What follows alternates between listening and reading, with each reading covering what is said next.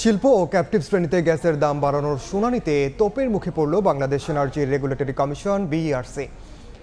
রাজধানীর বিয়াম মিলনায়তনে শুনানি শুরুর পর এই কার্যক্রমকে গণবিরোধী আখ্যা দিয়ে হট্টগোল করেন অংশীজনরা।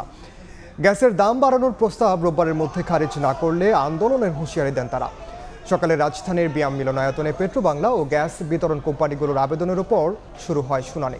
আবেদনের শিল্প ও ক্যাপটিভ শ্রেণীতে নতুন সংযোগের ক্ষেত্রে ইউনিট প্রতি গ্যাসের দাম 30 টাকা থেকে বাড়িয়ে 75 টাকা 72 পয়সা করার প্রস্তাব করা হয়। এর তীব্র বিরোধিতা করে অংশীজনরা বলেন, গ্যাসের দাম বাড়ালে হুমকির মুখে পড়বে বিনিয়োগ ও শিল্প খাত।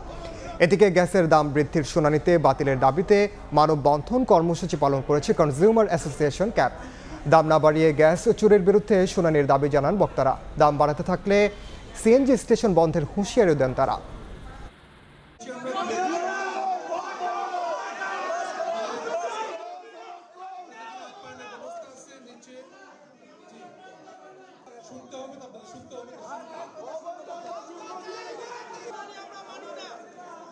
লুণ্ঠনমূলক ব্যয় রোধ করে বিদ্যুৎ ও জ্বালানি মূল্যহার না কমিয়ে মূল্যহার বৃদ্ধির জন্য বিআরসি শুনানি সহ ভোক্তা স্বার্থ সকল বিরোধী কার্যক্রম বয়কট করতে হবে।